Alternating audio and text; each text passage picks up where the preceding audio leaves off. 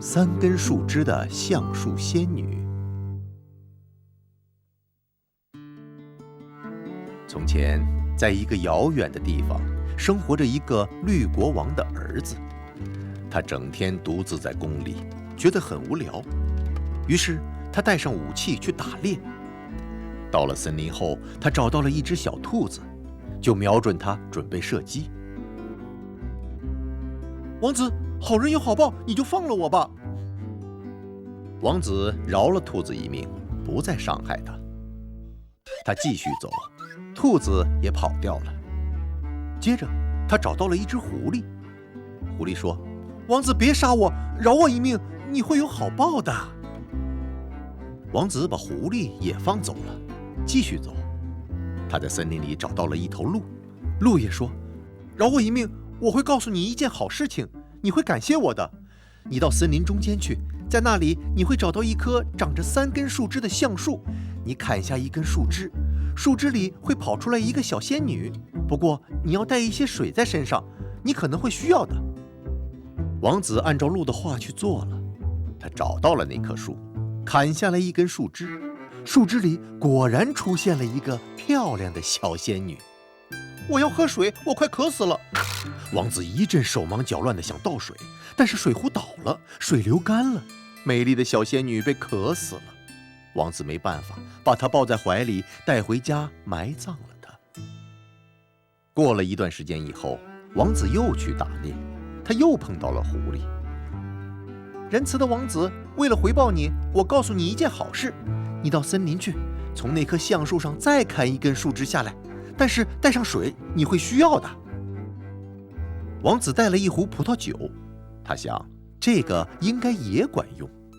他砍下树枝，从树枝里出现了一个小仙女，他给她葡萄酒喝，但是她还是死了。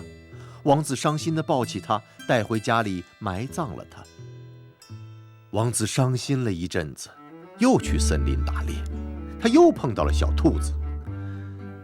仁慈的王子，为了回报你，我告诉你一件好事，你跟着我，我告诉你哪里可以找到泉水。他们找到了橡树，现在你把橡树枝砍下来。王子照做了，又出现了一个美丽的小仙女。他喊道：“水，水，我要渴死了！”小兔子端起水壶给小仙女喝了水，小仙女喝到了水，她没有死掉。小仙女跪在王子面前，感谢他把她从橡树里解救出来。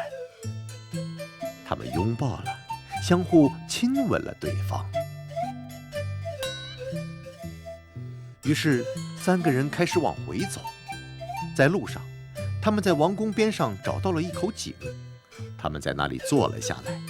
小仙女说：“我不敢穿仙女的衣服去你的王宫，你先回家给我拿一件新衣服。”小仙女爬上了一棵大柳树等候着。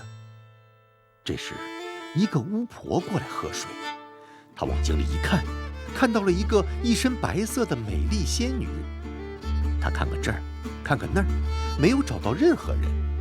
最后，她在树上找到了仙女。巫婆把她叫了下来，问她为什么要爬到树上。仙女把发生的一切都告诉了她。巫婆抓住了仙女，把她推到了井里。仙女变成了一条美丽的金鱼。巫婆回了家，把自己的女儿带到井边，让她爬到树上。王子带着衣服回来后，看到小兔子，便问她仙女在哪里。我去找吃的了，等我回来，她已经爬到柳树上了。他们环顾四周，在树上找到了巫婆的女儿。你下来穿衣服吧。等她下来，王子吃惊地发现她的容貌变得那么丑，可之前她是那么漂亮。哦，亲爱的，阳光晒着我，把我的相貌变丑了。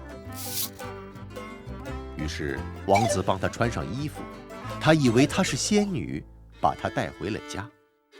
一天，巫婆去看她女儿，对她说：“我到井边看到一条美丽的金鱼游在水里，我建议你装病，然后告诉王子，只要把井里的金鱼抓出来，你的病就会好。国王为了让他痊愈，就照做了。他们把金鱼做成了一道菜，巫婆的女儿吃了鱼，病就好了。有一片鱼鳞掉到了地上，长出了一棵美丽的苹果树。苹果树每天晚上都开花，到中午树上的苹果就熟了。但第二天半夜，仙女们就会把苹果采走。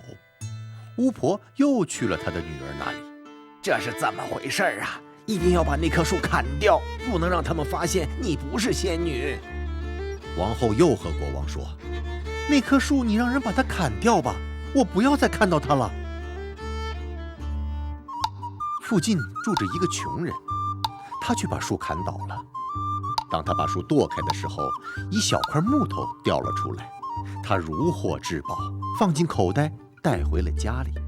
第二天，穷人、他的老婆和女儿都去国王那里工作了。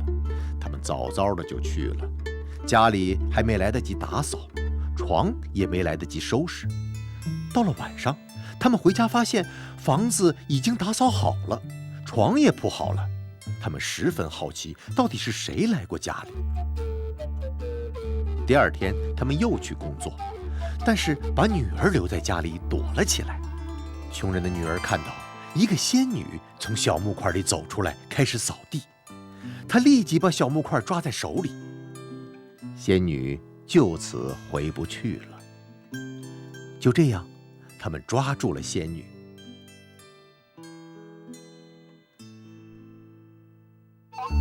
后来，两个姑娘一起去国王的庭院工作，在那里，每个人都轮流讲故事。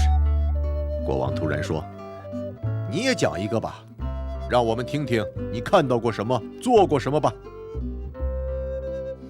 从前有一个王子，他出去打猎，碰到一只小兔子、一只狐狸和一头鹿。我就是王子从树里解救出来的仙女。国王听到这儿，拥抱了仙女，命人把巫婆和她的女儿绑在了马尾巴上。如果他们还没死的话，至今还好好的生活着。